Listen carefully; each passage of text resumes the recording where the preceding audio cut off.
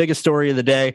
Zach Wilson obviously had his first game back and was definitely a little rusty. Vitor, you are the resident quarterback of the show. As always, go ahead. You've been getting into the film. Tell us what you've been seeing from the film on Zach Wilson. Well, honestly, not great. Zach came back from injury. We're all expecting him to improve. We're not expecting to be great, but just to improve on the little things, right? The mechanical things, the quick game stuff. And we saw more inaccuracy from Zach. We saw some bad mechanics. I don't know if the knee is impacting his legs, if he's afraid to just step into the throws. I really don't know. But right now, Zach Wilson is a mess, mechanically speaking. And I honestly believe it's a consequence of his mind. He's rushing everything. He's hesitating stuff. He's just a complete different player than we all saw in his college preseason evaluation. With that said, there were still some positives for Wilson. There was a third down he converted to Ryan Griffin that despite happy feet, he went back to his check down. The fourth down to Keelan Cole, the defined throws to Elijah Moore, high-low reads, the very gutsy decision to take off in the end in the red zone. Robert Saleh said today there was no read option. It was a defined run to Austin Water that Wilson said, I'm going to take off. So there were still some positives in his tape. But truth is, right now, Zach Wilson is not where we wanted him to be in week 12 of the NFL mechanically and on his mind. The Jets now have a tough game against the Eagles with tough defense, and I know that the Texans are also good. Lovie Smith is a good DC. He played a lot of too high, which is always tough to play against because you can disguise so much. But Zach Wilson got improved. Positives and negatives, but Wilson must improve against the Eagles this week. Yeah, I mean, it even looked like when he was making completions, that the completions were not very accurate and not great passes. They were either behind or maybe sailed a little bit. So he's got to work on things a lot. And I think that he just wasn't very confident in his body. Like, he just looked uncomfortable at times. Maybe it's the knee. Maybe it's just not being in the game for a month. I'm not sure what it was, but he just didn't look comfortable. No, he didn't look comfortable at all. And I think the question on everybody's mind is what's wrong with Zach? And I'm not going to go try and decipher exactly what's causing the problem. But I think, Vitor, you mentioned it on Twitter before, and I completely agree. We know what the problem is, and that's his footwork. His footwork in the pocket when his first read is not open, it breaks down completely. And he's a very talented thrower. He's got a lot of arm talent, and he can make some throws just with his arm. But we're seeing the inaccuracy because he's not setting his feet, because he's trying to throw all arm. He's not getting his lower half and his upper half of his body in sync.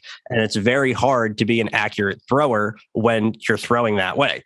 And we didn't see that at BYU. And I think it's because he didn't get pressured as much.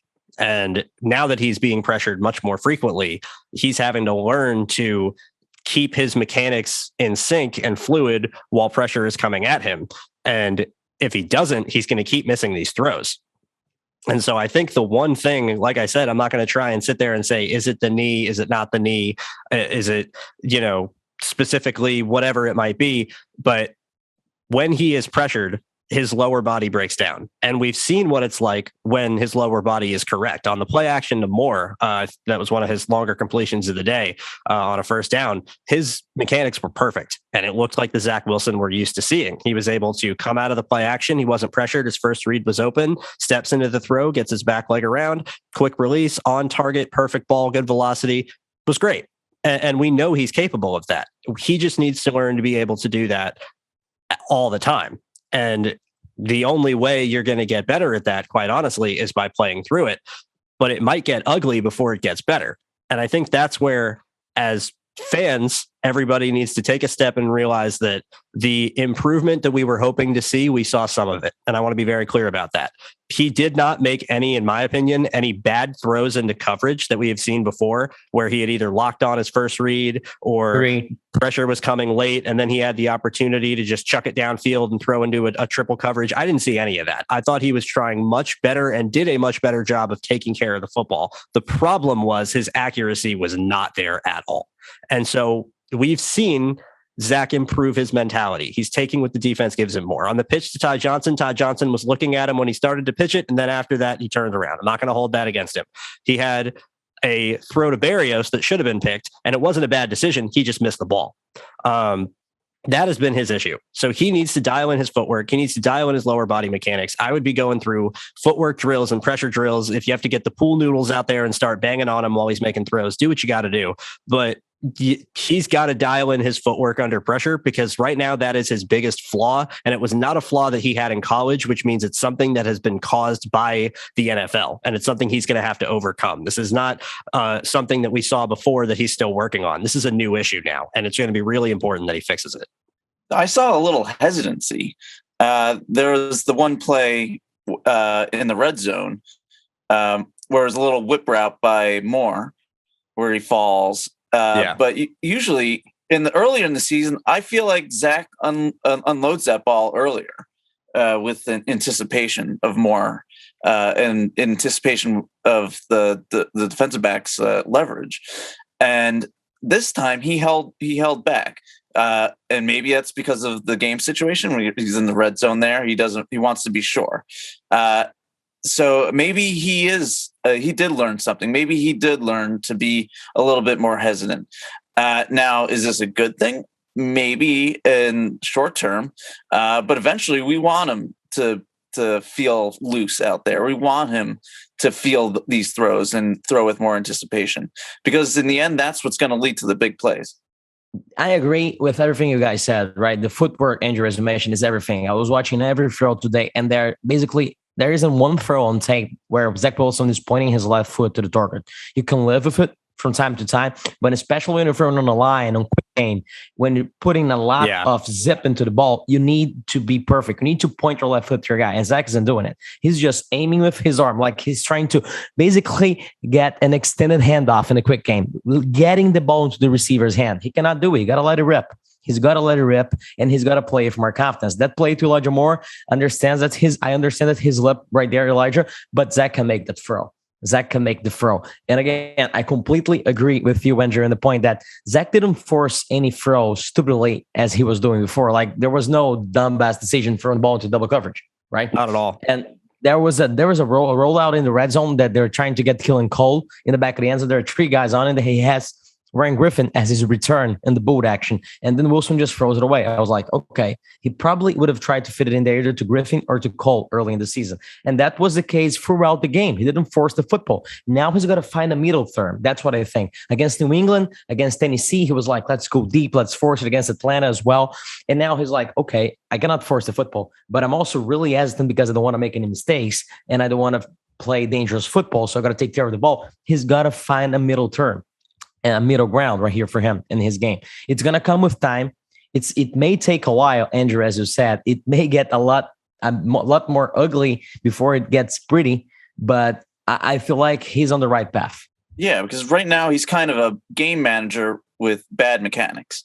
And that's not exactly the best mix because, well, he's not going to be taking a lot of chances. So now he's going to be forced to do a lot of the short stuff, but at the same time, his mechanics aren't really allowing him to complete the short stuff. So against a team like maybe the Eagles, that could be a really bad thing. For against the Texans, it might result in a win. It did result in a win, but I don't see it holding up long term. Yeah, I don't necessarily think so either. But right now, how I'm viewing this, taking things as they are and being very realistic, Zach Wilson is a project.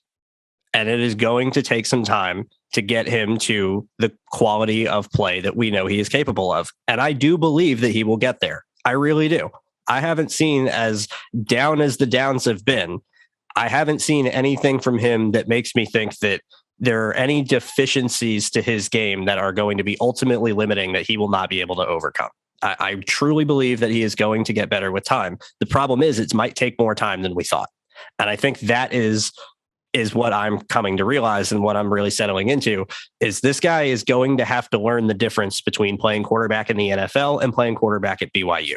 And what I was expecting from him was because he was so accurate, because he was such a quick processor, because he was so naturally talented athletically, that he was going to be able to translate, because I thought he was being able to outplay the competition more so than just realized. And I still think he's capable of doing that. I just think we're seeing what happens when you have a young kid that's very confident, that goes in with high expectations and gets smacked in the mouth early and wasn't used to being smacked in the mouth for a year before. He's going to have to take time to get better, to learn under pressure, to find the middle ground. I think you said it perfectly, Vitor, because he was trying, and in a good way, like we're both saying, like we're all saying, that he, in a good way, he was managing the game better. He wasn't making any bad decisions or throwing into coverage or, just doing the lob balls, the prayers that we saw before, especially against New England and Atlanta. He definitely didn't do any of that. But you also have to marry that with the aggression when it's there. And I think that is what we're seeing with the Elijah Moore play, is that in an ideal world, you want to be throwing that ball right as Elijah Moore is coming out of his break so that he can catch it in stride while he's getting separation on the defender, turn and get the corner, stick the ball in the end zone. You don't want to wait for him to be coming out of the break entirely and give the defender time to catch up, or make Elijah Moore take a wider angle to the sideline where maybe he catches it, his momentum carries him out of bounds. Regardless of him slipping, you would like to see the ball out earlier. But that's something that I really think is going to come with time. That's something that I bet at the end of next season, Zach Wilson is doing in his sleep. I don't think that I'm much less worried about things like that than I am about his mechanics, because I think his mechanics can get into some really, really bad habits that become harder to clean up. And then you're trying to clean up your mechanics while also trying to learn to be quicker, adjust to the speed of the game and everything else that comes with being an NFL quarterback. You don't want to have two problems at once. So I would be drilling his mechanics down as much as I physically could over these last couple of weeks, because you do not want to run the risk of him breaking. That's what happened to Sam Darnold when he got with Adam Gase. Sam Darnold's mechanics by the end of his first season were worlds better than they were at USC. Jeremy Bates did a great job with him. Adam Gase comes in and they fell apart within a year. And Sam Darnold was never the same. That can't happen to Zach Wilson. That's my number one priority. So I think we've all come to terms that this is a project.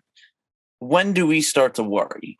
Is it if we come in next year, week one, and he looks the exact same, like the entire offseason didn't do anything to help him? Should we worry then? Should we give him another half season and then start to worry? When should we panic?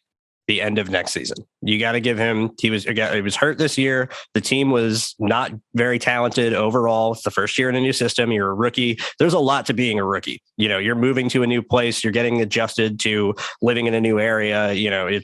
He's been in Utah for most of his life. Let's see what he's like when his training camp and his second season is only focused on football. That's why you see guys make the second year leap so much, because they're not adjusting to NFL life anymore. It's become their life. And I think that is, you got to give him that whole second year. And then you can start to worry going into year three if things don't look like they're getting any better. But I still don't think going into year three, you're ready to pull the plug if things aren't going any better. You got to give him that another opportunity to improve. And if at the end of year three, things haven't gotten any better, that's when you potentially look for something else. But I don't even want to start talking about that, because I want to just give the kid his chance now, work through the lumps, because I think this is a different situation than what we've seen in the past. I think this is not a quarterback like Sam Darnold, who you had to fix mechanically and you had to fix mentally. Zach Wilson, when he is on, is great mechanically, and we know can read defenses and has an understanding of coverage and can exploit things when he sees it when he's on. You're not teaching him nearly as much as you would be teaching somebody else. And I really think that he's going to have a great sophomore year.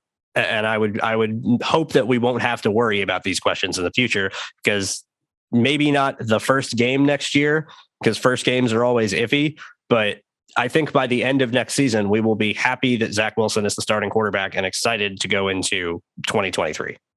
Some quick context, since, everybody likes to panic about something. Zach's only this was his 7th game. He hasn't even played half a season yet worth of games. So patience. Yeah, absolutely. Yeah, that's really, really good context to add in. Is that we're sitting here saying, by the end of his second season. Well, by the end of his second season, he might only have played 22 games.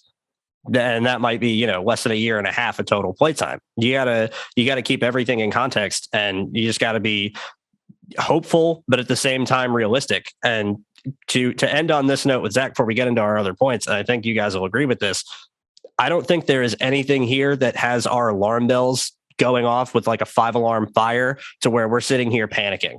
Well, this is rust from not playing. This is adjusting to the speed of the NFL. This is handling pressure that he hasn't been used to handling. And it's all of it are things that can be improved. And the number one thing that I'm excited for is that we saw him take coaching in the time off. And even if he overcorrected a little bit and got a little too hesitant, he learned. And he didn't make those decisions. When the play was breaking down, when he's rolling out, when he's in crunch time, when it's make or break, he didn't make the bad decision. He threw the ball into the end zone. Like you said, Vitor, he didn't really throw any risky balls into coverage at all. He was able to find the check down on more than one occasion.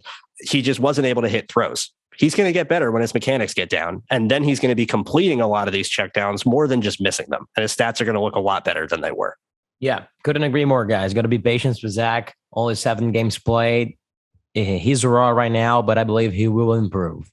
Yeah, I think we all do. I think that's where we're at. Is just be patient. Remember that this kid is still young, still learning. The talent is there. He's going to get better with time, but just be patient. That's the most important thing.